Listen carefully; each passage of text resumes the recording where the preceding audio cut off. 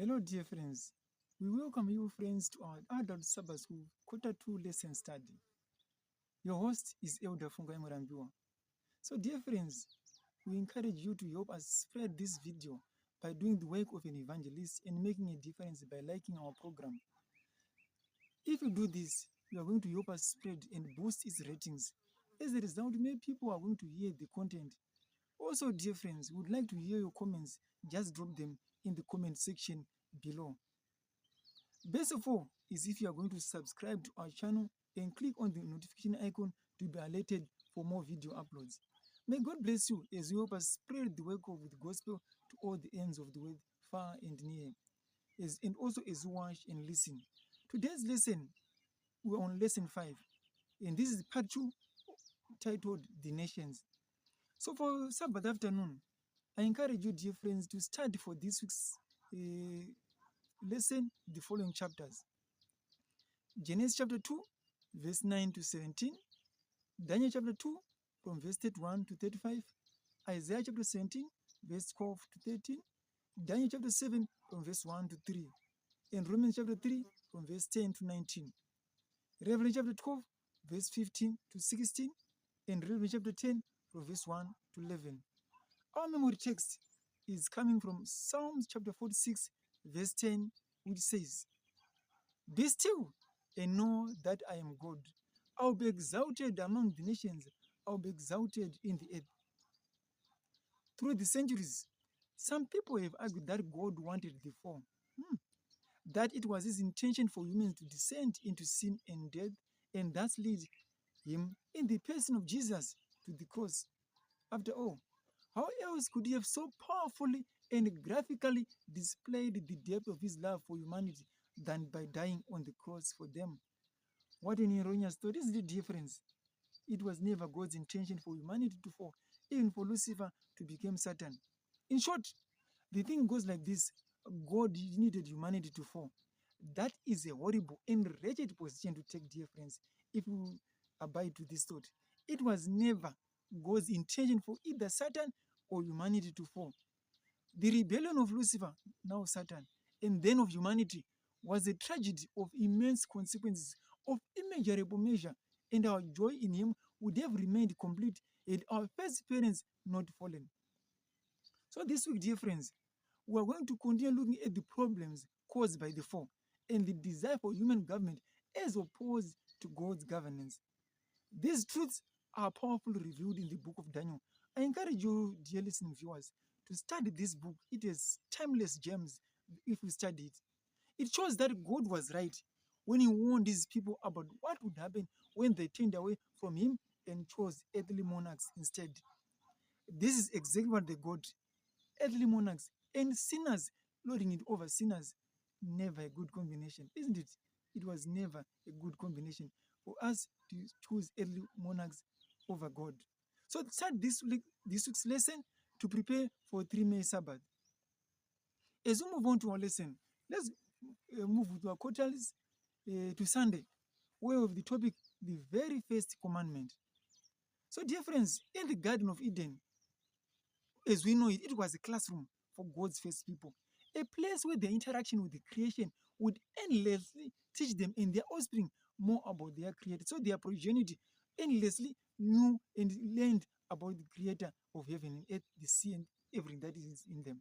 So the holy pair were not only children under the fatherly care of God, Ellen G. White pointed out, but they were students receiving instruction from the all-wise creator.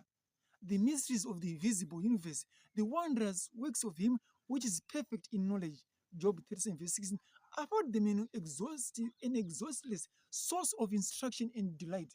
This we find in Patriarchs and Prophets, page 50 to 51, where we take this quote. What a powerful quote, isn't it, dear friends? Let's go with our Bibles to Genesis chapter 2 and read from verse 9 to 17. So what was the first command? Was it a prohibition that God gave to humanity? And why was it so? So the first use of the root verb swi or tswh to command that God gave to humans was in Genesis chapter 2 from verse 16 to 17. The command not to eat from the tree of knowledge of good and evil. So here's the question: how can some knowledge be forbidden? Isn't it always useful to experience and to know more? Not according to scripture, dear friends. God was intent on educating his people thoroughly while sparing them from the long term suffering that some knowledge would cause. Such as was would later happen when people chose to rule themselves rather than to be ruled by the Lord himself. Millennia later, as you would know, then when Israel asked for a king, the Lord laid out the consequences as we discovered last week in our lesson study guide, The Nations Part 1. And he informed his people that the decision to step away from his direct rule would last until the end of time. As the kings of Israel became progressively more wicked, God's covenant people became so worldly and so removed from their purpose that he gave them even more of what they wanted, human government. And this human government, they treated them so harshly, so cruelly. That is the consequence of what happens when you substitute that which is good for that which is evil, for that which is not so good. Approaching the book of Daniel with this background in mind can be enlightening.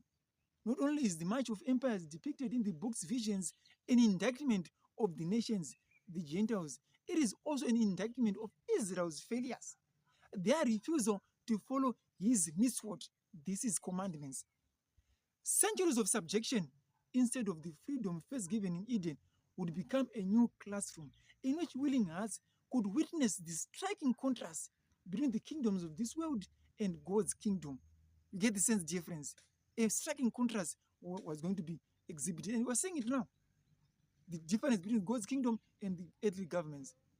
Think about the kings. Think about the kinds of knowledge, even now, that many of us would be better off not knowing. How does this help us understand what was forbidden in Eden? What a pertinent question, isn't it, difference? So let's move on to Monday, on 20th April. We have the subtopic Daniel chapter 2. So it was during the Babylonian captivity through the prophet Daniel that God presented the most compelling descriptions we have of the relationship between his people and the kingdoms of this world. His people were no longer autonomous. They would now be reaping the consequences of their choices, and perhaps learning from them if they were teachable, if they were willing to learn. So read, dear friends, Daniel chapter 2 from verse 31 to 35, which gives a sweeping panoramic view of world history until the end of time. So here's the question I want to pose to you, class. What important truth can we learn from this amazing prophecy of Daniel chapter 2? At the end of the 19th century, many people were exuding a new confidence in human progress. For example, the Paris Exposition in 1900, for example, was a remarkable showcase of optimism about the future. Surely, with all of our technological and scientific advances, even in this age of AI, many of humanity's worst problems will be at the end. Think of the many medical advances, the many technologies that are being invented, going to Mars, going to the moon. As humanity entered the 20th century, among many thinkers, there was this great optimism that Enlightenment ideals such as human perfectibility and the power of reason would usher in a wonderful new era for humanity. World War I, however, quickly shattered those dreams. It quickly shattered those hopes, and by the end of the 20th century, we had lost more than 200 million people to warfare. What a great number of people that we lost amid the great technological advances that we boasted about. We may have advanced in a technological sense, but certainly not in a moral one. To paraphrase Martin Luther King Jr., he said, "We have guided missiles, but misguided men." And that's a very scary combination. Many students of prophecy have noticed that the metals in Daniel chapter 2 moved from most valuable to least valuable. Think from gold, which was devaluing to silver, then silver, which was devaluing to brass, then brass, which was devaluing to iron, until we end up with only iron and clay. Charles Darwin, Karl Marx, and other 19th century thinkers attempted to convince us that humanity is somewhat trekking upward, that we are evolving biologically and socially. And though in some ways human existence has improved, at least at a physical level, who actually looks ahead to the future of this world, as it is now ruled and governed with much optimism about peace, security, and prosperity. Jesus warned us, and you hear of wars and rumors of wars, for nation will rise against nation, and kingdom against kingdom, and there will be famines, pestilences, and earthquakes in diverse places. Matthew chapter 24, from verse 6 to 7. I quote. Despite these warnings, how can we draw comfort from knowing that we have been warned beforehand about them? So, dear class, how can we draw comfort that because we have been warned that dangers are going ahead of us, and we can draw comfort from this? Isn't it, dear friends? We have been warned that there's danger ahead, so we can take solace, we can take refuge in what? In our Lord and Savior, Jesus Christ, the Rock of Ages. Let's move on to Tuesday with the subtopic Daniel chapter 7. The dream of Daniel 2 was first presented to a Babylonian king. The vision of Daniel 7, in contrast, was presented to a Hebrew prophet, a member of God's covenant people. Daniel is shown the same subject as was Nebuchadnezzar, but from a different perspective. You get the same difference. Instead of a statue, he sees a series of nations rising up out of the sea, the result of wind churning up the water. These nations were in a continuous state of strife, causing a perpetual shift in power among them. Such passages as given in Psalm chapter 65 from verse 5 to 8, and Isaiah chapter 17 verse 12 to 13, and Jeremiah chapter 46 from verse 7 to 8 use the analogue of floods and waves to depict the tumult or the confusion among the nation. In contrast, the promised land existed, at least for a period of time, as an island of peace and safety amid the sea of Gentile kingdoms, a sacred nation established on the solid foundation of God's government, as opposed to the unruly nations around it. Are we together, dear friends? So I encourage you to read. Let's turn our Bibles to Daniel chapter 7 from verse 1 to 3. There's a lot of movement in this scene when we read Daniel chapter 7. What lessons, dear friends, can we draw from this imagery, such as the beast first arising from the sea? Do you get the question? So Daniel watches the chaos of gentle warfare from the shore when suddenly the beast starts coming up on the land into his territory. Gentle problems had now become his people's problems. They had chosen to live like Gentiles, so now they would live with and under Gentiles. Starting with the Babylonian dominion, God's covenant people never again enjoyed complete or long-lasting autonomy. This loss of autonomy for God's people today will persist until the close of time, when Christ is finally restored to his rightful place as our King. In the New Testament, God's people continue to serve under the thumb of the Roman Empire and then under the persecutions of the little one. This is pagan Rome's successor. Though historically, some nations have been better than others, and some eras have been more peaceful than others, the vast majority of the history of nations, peoples, and empires has simply been going from one tragedy to another. You get the same difference, from one oppressor to another. And often this is all done under rulers claiming only the best of intentions for their own people. So what a contrast to the rule that God had wanted for his people. Isn't it a difference? A marked contrast, isn't it? If only they would have chosen it. So, dear friends, I have a question I want to pose. How does Romans chapter 3, from verse 10 to 19, help us explain so much of our world? Another question I want to pose to the floor is, how does verse 19 especially show why we so desperately need the gospel in our lives? How does verse 19 especially show us why we so desperately need what? The gospel in our lives. Let's move on to Wednesday. We have the subtopic between land and sea. The land and sea imagery in the Bible, especially for prophecy, can be very instructive. Consider the case of the symbols of land and sea in Bible prophecy, which are contrasted sharply. Symbolically, when earth and sea are juxtaposed, earth often represents the ordered world or even the land of Israel, while sea refers to the Gentile nations that menace it as the sea menaces the land. This quote is from Beatrice S. Neal, Sealed Saints and the Tribulation in Symposium on Revelation. This is book 1 edition, Frank B.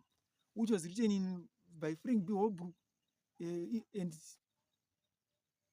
written by Silver Spring MD, of the Biblical Research Institute of the General Conference of Seventh-day Adventists, which was written in 1992, page 260.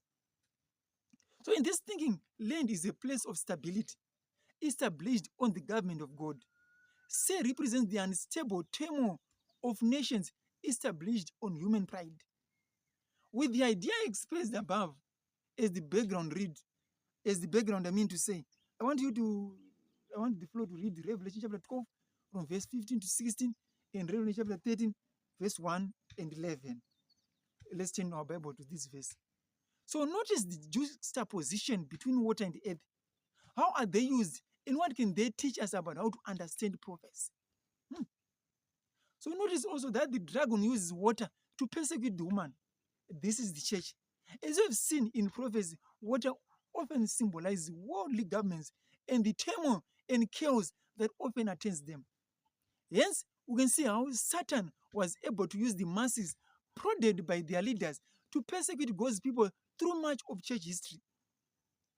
Also, I sense the Adventists have understood Revelation chapter 12, verse 16 to refer to the migration of persecuted believers to the new world. If our understanding of land and sea is correct, what does this say about the founding of the American Republic? If our understanding is correct of land and sea, what does this say about the founding of the American Republic? Could we consider it to be the earth in the same way that the promised land was a place set aside for God's people? Here's the question that I'm posing to the floor. Another question I'm posing to the floor is, could this be why the land beast first appears to be lamb-like? Though America has never been the new Israel, as some of its early founders like to see it, for a long time it has been a land of religious freedom of conscience for millions of the world's religiously oppressed. It was a haven where people would find refuge, a place of shelter. Unfortunately, dear friends, this lamb-like beast will one day speak like a dragon, as depicted in Revelation chapter 13, verse 11. The United States, so long a beacon of religious freedom for the persecuted, would become the dominant religious persecutor. Wow, what a scary thought, isn't it? This is another example of what happened when humanity chose to rule itself instead of being ruled by what? By God, the just and faithful ruler. Let's move on to Thursday. We have the subtopic, prophesy again. The remnant church was born in the New World. Isn't it different? Precisely where those seeking religious liberty had fled during the 17th and 18th centuries. So the remnant church, the Seventh-day Adventist church, it was established during this time. Given the long-standing religious and political obstacles that existed elsewhere, it is doubtful that the launch of this movement would have been as swift or powerful in some other location as it was in the new land that became the United States of America. So let's read Revelation chapter 10 from verse 1 to 11, which describes the birth of the movement. Look for some of the elements we have studied, such as the nations, the land, and the sea. Applying appropriate caution so that you do not read too much into the passage. What potential insults can you find in this account? Wow. So the angel cries with a loud voice, much as the three angels of Revelation 14 and the angel of Revelation 18 do.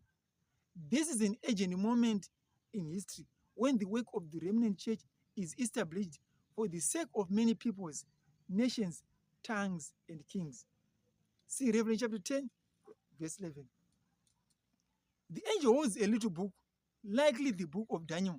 You can see this in Daniel chapter 12, verse 4, which is opened for the first time in many generations.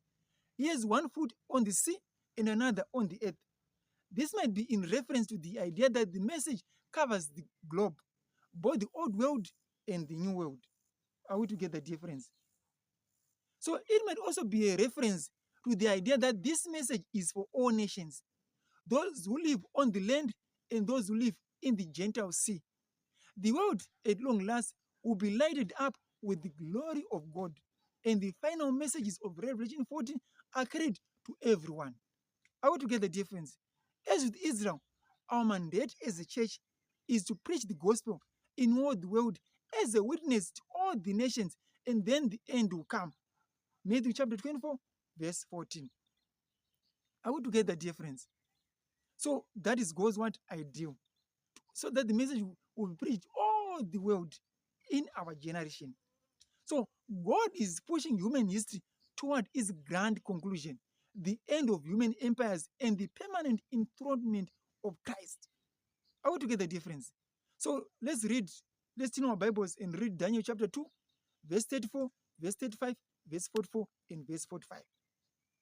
The Bible makes it perfectly clear, without any ambiguity, that all these worldly kingdoms will be eradicated without a trace of them, and their ugly legacies left, and will be replaced by God's eternal kingdom, where sin, suffering, sickness, evil, and death will never rise again. Wow, what a powerful thought, isn't it? Look at how accurately the prophets of Daniel chapter 2 and Daniel chapter 7 predicted the rise and fall of these worldly empires. Why should that accuracy amazing if you think about when Daniel was written? Help us trust him on the promise of God's final and eternal kingdom. Are we together, dear friends? So thank you so much, dear friends. May God bless you as we journey through this quarter's study. It's a powerful thought. May God bless you as you continue to listen. Share this lesson to others, and also you subscribe to our channel so that many people might be reached with the gospel. May God bless you, my dear listening friends. Thank you so much.